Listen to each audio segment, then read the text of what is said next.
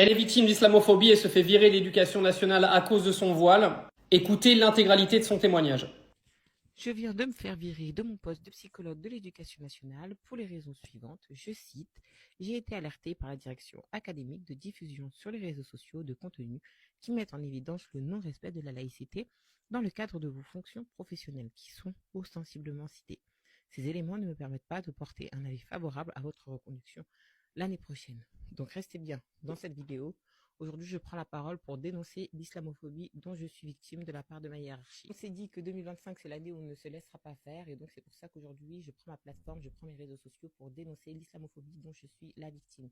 J'ai plus que jamais besoin de vous dans ce combat car on sait que l'union fait la force et que toute seule, malheureusement, je ne me ferai pas entendre. J'ai besoin que vous identifiez massivement Elisabeth Borne, la ministre de l'Éducation nationale, car je travaille pour son ministère. J'aimerais également que vous identifiez massivement des militantes influentes. Je vous situe rapidement le contexte. Donc, je suis psychologue de l'éducation nationale depuis maintenant 2 ans. J'ai ouvert mon cabinet août-septembre de l'année dernière. Et c'est vrai que depuis que j'ai ouvert mon cabinet, j'ai une présence plus active sur les réseaux sociaux.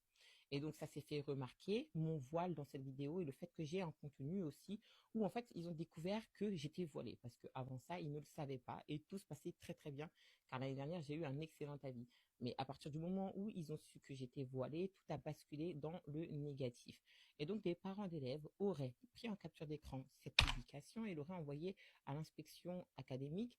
Et donc, on aurait demandé à mon inspecteur de me formuler un avis défavorable. Déjà, comment tout ça s'est fait? Ça s'est fait de manière très injuste. Mais bon, ça, j'y reviendrai dans une autre vidéo.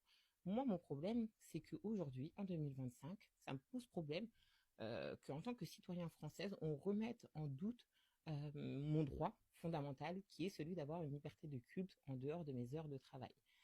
J'insiste bien, en dehors de mes heures de travail et une liberté d'expression et de ton sur mes réseaux sociaux, encore une fois, à l'extérieur de mon temps de travail.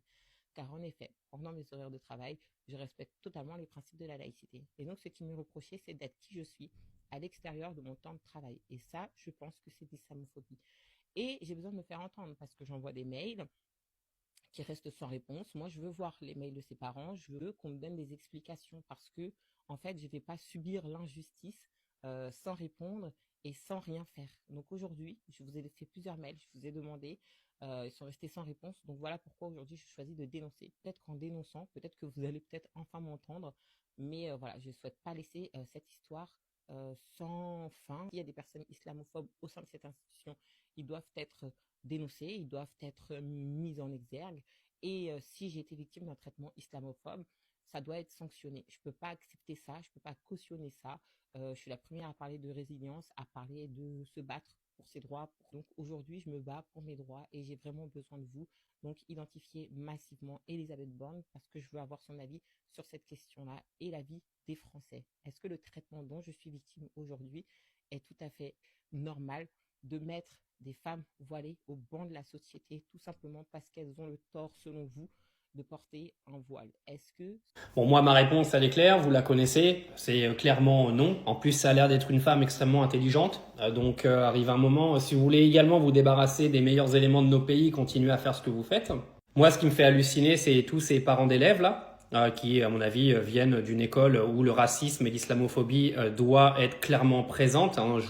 Je pense imaginer quel genre de collège ou de lycée ou d'école cette dame travaillait. Mais ça, c'est le quotidien des femmes voilées dans ce pays, où le voile est devenu une sorte d'objet paria, une sorte d'objet de propagande politique qui a créé une sorte de dégoût chez énormément de gens parce qu'ils ne comprennent absolument pas ce qu'est un voile et ce que sont les libertés des gens. Parce que là, voilà, elle parle de son cas. N'hésitez pas à mentionner Elisabeth Borne au passage comme elle le voudrait. Mais c'est le cas d'énormément de femmes voilées aujourd'hui qui vont subir cette discrimination de plus en plus parce qu'avec des amis comme Retailleau qui viennent dire ah bah le voile, etc., automatiquement toutes les femmes voilées vont se faire amalgamer de plus en plus dans notre société.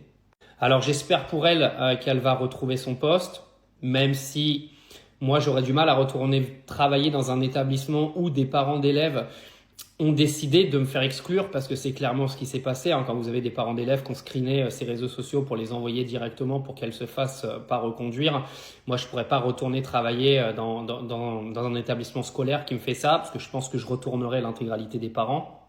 Mais bon, c'est tous les maux de notre société, des maux qui continueront de durer et qui, je pense, malheureusement, vont grandir de plus en plus.